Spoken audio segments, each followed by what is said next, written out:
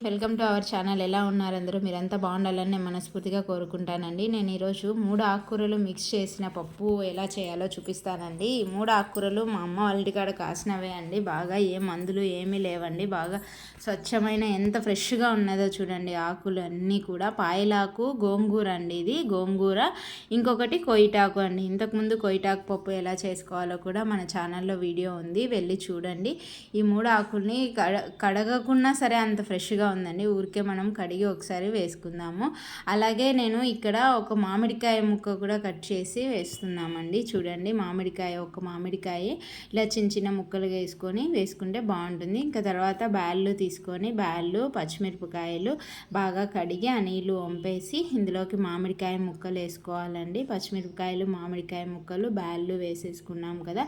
ఇంకా మన ఆకుకూరలు వేసుకోవాలండి. టమోటా కూడా వేసుకోవాలి మనము. టమోటా, ఆకుకూర అన్నీ వేసుకొని పెట్టాలి. ఈ ఆకుకూరలు నేను చూపించాను కదండి. ఆ ఆకుకూరల్లో, ఆ 3 ఆకుకూరల్లో ఒక ఆకుకూర చాలా స్పెషల్ అండి. ఇది పల్లెలలో ఎక్కువ ఉంటుంది.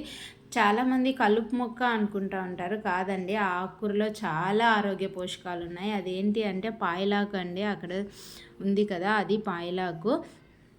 ఆ పాయలాకు మన ఆరోగ్యానికి ఎంతో మంచిది. ఇందులో ఫైబర్ ఎక్కువ ఉంటుంది, ఐరన్, కాల్షియం కూడా ఎక్కువ ఉంటుంది, పొటాషియం.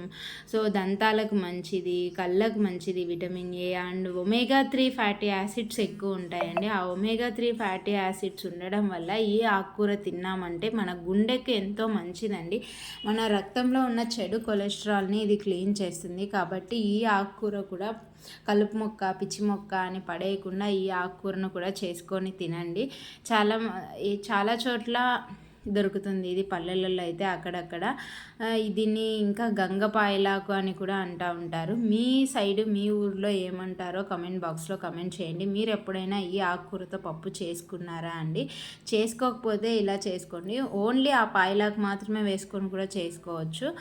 లేదు అంటే ఇలా 2-3 ఆకుకూరలు ఇంటి దగ్గర కాసిందే కాబట్టి కొంచెం కొంచెం ఉంటే మా అమ్మ 3 కోసేసి వేసిందండి. ఇంకా కుక్కర్లో పెట్టేసింది పప్పుకి. ఇంకా అది ఉడికిన తర్వాత కొన్ని విజిల్స్ రానిచ్చుకొని పప్పు ఎనుపుకోవడమే అండి. అంతే, పప్పు రెడీ అయిపోతుంది. చాలా బాగుంటుందండి ఈ పప్పు. ఈ పప్పుని మనము చపాతీలోకైనా, అన్నంలోకైనా, సంగట్లోకైనా, దేంట్లోకైనా తినచ్చండి. పూరీలోకైనా చాలా బాగుంటుంది. ఇంకా తిరువాత వేసుకుందాం. తిరువాత కరివేపాకు, ఎండుమిరపకాయ, తెల్లవాయి, ఎర్రగడ్డ అన్నీ కట్ చేసేసి వేయించిందండి. తిరువాత గింజలు వేసి బాగా ఇలా ఎర్రగా వచ్చిన తర్వాత మనం పప్పు దాంట్లోకి వేసుకోవాలండి. ఈ పప్పు చాలా టేస్టీగా ఉంటుందండి. ఒకసారి ట్రై చేయండి. మీరు కూడా ఇలా ట్రై చేసి ఎలా వచ్చిందో కామెంట్ బాక్స్లో కామెంట్ చేయండి. మా ఇంట్లో ఈరోజు అయితే వేడి వేడి సంగటి పొగలు వస్తుంది చూడండి. సంగటి, ఈ పప్పు అసలు తింటా ఉంటే అలా కరిగిపోతుందండి. మీకు ఎలా ఉందో చెప్పండి. థ్యాంక్ యూ అండి. ఈ వీడియో మీకు నచ్చినట్లయితే లైక్ చేయండి, షేర్ చేయండి, సబ్స్క్రైబ్ చేసుకోండి ఈ ఛానల్ని.